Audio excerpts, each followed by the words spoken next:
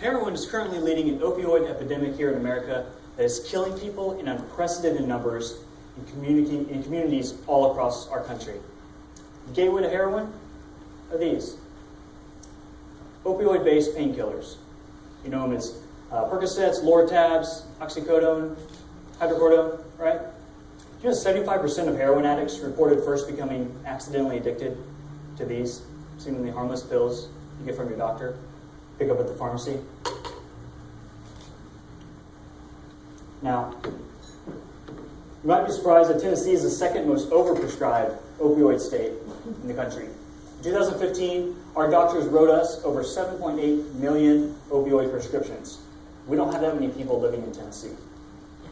And it led to more overdose deaths than guns and car accidents combined in 2015. Contest master, fellow Toastmasters, judges, and soon-to-be heroes. Now, I uncovered some shocking truths to the origin of heroin I'm going to share with you. And although Bayer Pharmaceuticals, that we all know for aspirin, right? They didn't invent the drug. It was one of their leading German scientists, though, that came up with the genius marketing scheme of the century. And he decided to name the drug based on the perceived effects of the early testers that they had testing the drugs out. These testers kept coming back again and again and again, reported feeling strong and heroic when taking the drug. So he actually named it heroin, which is literally spelled hero-N. Who doesn't want to feel like a hero inside, right? Now, what's even more sickening to me than that is where Bayer Pharmaceuticals got their early testers from.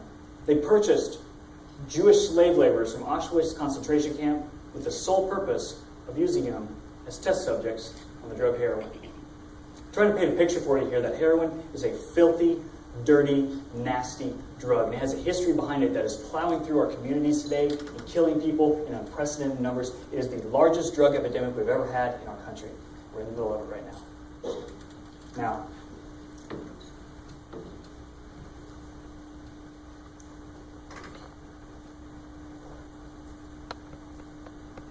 I didn't fully understand the depths of heroin addiction and opioid addiction until I became addicted myself. So I was in a car accident. I don't look like a typical opioid addict, right? A lot of times you think you see somebody under a bridge or somebody that's already homeless. I'm a grateful recovering opioid addict. My journey started when I was in a car accident. We rolled 14 times. It killed a friend of mine. I had 14 surgeries that 1 year. And it led to the amputation of my leg below the knee. Now, nobody forced me to take all the pills that I did. But I went about life trying to cover up and make sure everything on the surface looked okay, right? I didn't understand that, where a lot of this began is with doctors. Doctors are prescribing these things like candy, and they were rewarded extremely heavily for that. That I was coming back as a repeat customer, right? And people like myself were giving increased, patient reviews. These doctors handing these out like candy.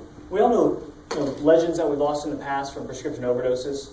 We all know it was Elvis, a guy named Elvis. There's a guy named Belushi, Joplin, right? And let's see, more recently you had Whitney Houston.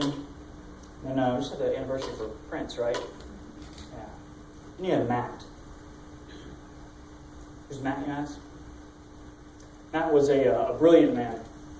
He studied top of his class, University of Texas Business School. He went and studied at Oxford in England.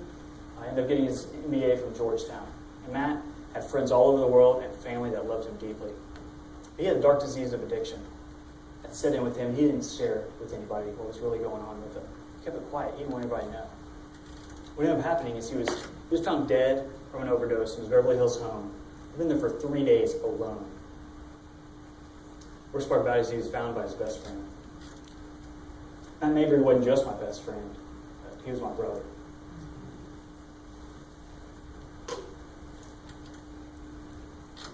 So what is the heroin solution? I don't believe it's the opioids themselves that are the problem. I believe it's a stigma associated with addiction, kind of like mental health and Karina, that keeps people who need help the most from getting the help that they need, right? When I walked in and found my brother lying there, that was not the first time I'd ever looked down on my brother. Truth is, I looked down on him for years leading up to his death, thinking like, man, pull yourself together. Like, can't you just stop? Why do you keep doing that? The consequences of his actions kept piling up, right? It's like, dude, just stop. It's not that easy. Because addiction is a disease. It's a disease of the brain. Whether you believe it or not, it is a disease. And like heart disease and diabetes and cancer, if it's left untreated, what happens to those? They're chronic and progressive and fatal. So, somebody says, I have cancer. What happens? Right? I'm going to say, use me as an example. I have cancer. I'm going to step up to the plate and say, guys, I have cancer. Let my employer know. All of our family knows. Facebook, everybody knows. Right? Everybody I know at church, everybody in our neighborhood, John's got cancer. We need to rally behind he and his family and help them overcome this obstacle. So there's going to be obstacles that aren't going to be able to be overcome without help. Family's stressed to the max, right? Relationships with wife is going to be strained. My work's going to suffer probably. Medications I'm going to be taking are going to pile up on our medical bills. It's relatively easier to handle than people with addiction because you have help around you. I'm not saying cancer is easy. I'm saying there is support that is socially acceptable. But when you have addiction, here's what it looks like. If you're like me, you're over here, you have addiction, you step back, hide in the shadows. You don't let anybody know what's going on. You got to put up a facade there and say, okay. I literally got fired by Dave Ramsey in his office as a result of my addiction, and I got kicked out of his organization. I didn't know where to go. I got shipped up halfway across the country numerous times for treatment, away from my family, my kids, my support system, my job. I had nothing left. I lived in a trailer. How is that helping somebody with addiction? How is that helping somebody with a disease that's about to die, that could die, just like my brother?